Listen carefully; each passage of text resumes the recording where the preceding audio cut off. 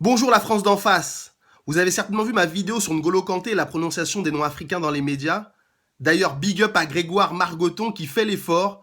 Grégoire, t'es un bon, t'es mon gars, je le savais. Donc c'est la rentrée, je reviens avec un nouveau concept qui s'appelle salade tomate oignon, l'actualité à la sauce samouraï. Hi. Salade tomate oignon, c'est quoi? C'est moi, Cyril, journaliste, avec mon téléphone portable qui parle d'actualité.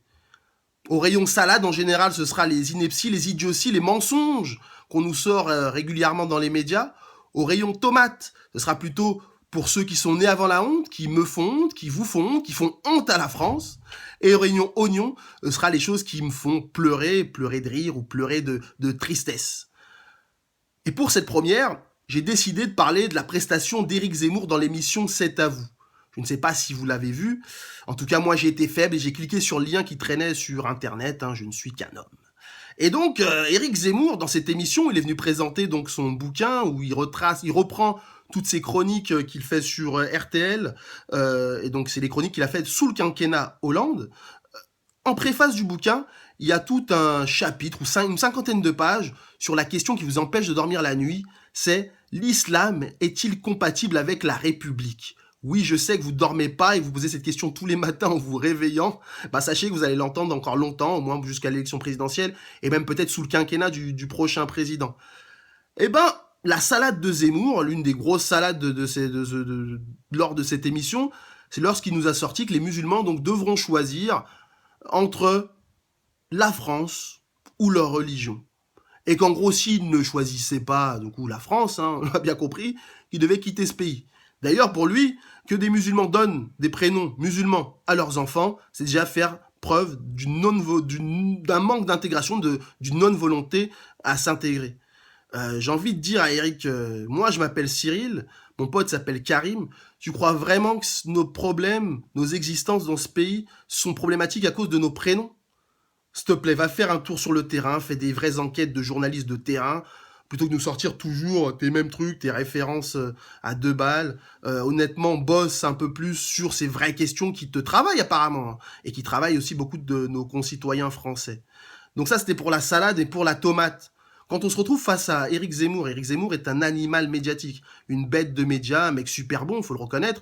Il plaît, il a un auditoire, donc quand il dit quelque chose, en général, c'est suivi, écouté. C'est d'ailleurs pour ça même que moi-même j'en parle là tout de suite. Quand tu te retrouves face à Éric Zemmour, il faut être capable de lui poser les bonnes questions. Donc honte à l'équipe de C'est à vous. Honte à vous. Vous pouvez pas vous retrouver face à Éric Zemmour et poser des questions aussi insipides. Je croyais que Patrick Cohen ou Anne-Sophie Lapix avaient été élus meilleur intervieweur de politique. J'ai vu Patrick Cohen s'énerver face à un Frédéric Tadei en lui reprochant d'inviter des cerveaux malades.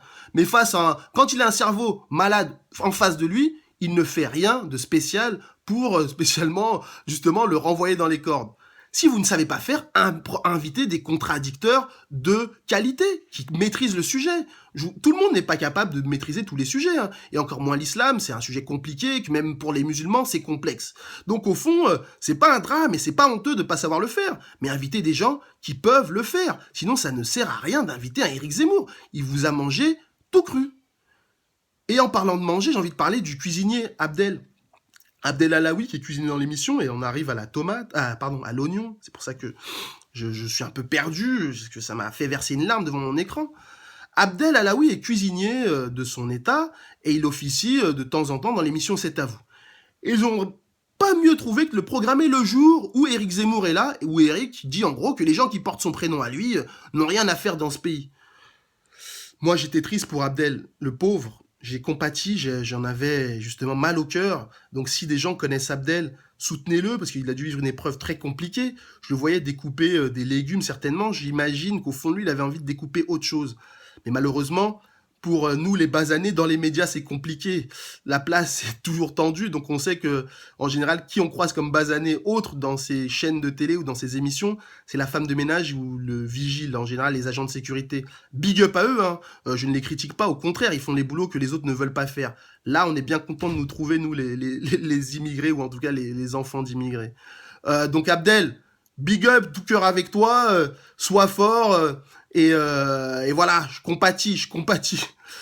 Donc pour les gens qui sont intéressés par la question musulmane, je vous invite sérieusement à aller consulter le site Orient 21, 21 écrit en chiffres romains, donc XXI, pour ceux qui ne connaissent pas les chiffres romains, mais bon, je pense pas que vous êtes très nombreux à ne pas les connaître. Donc, du coup, voilà, Orient 21, très bon site. Et voilà, je vous invite réellement à le faire. C'est tenu par des journalistes indépendants, donc qui n'ont rien à gagner à créer de la polémique ou à faire le buzz. Donc, s'il y a vraiment des choses à soutenir, il faut les soutenir. Et Orient 21 en vaut la peine. On me dit dans l'oreillette que c'est l'Aïd bientôt pour les musulmans, donc bonne fête de l'Aïd aux musulmans. La France est aussi votre pays, hein, contrairement à ce que Monsieur Zemmour dit. C'était la première de Salade Tomate Oignon, l'actualité à la sauce samouraï. C'était laborieux, mais en tout cas, c'était ce que c'était. Sur ce, je vous dis peace.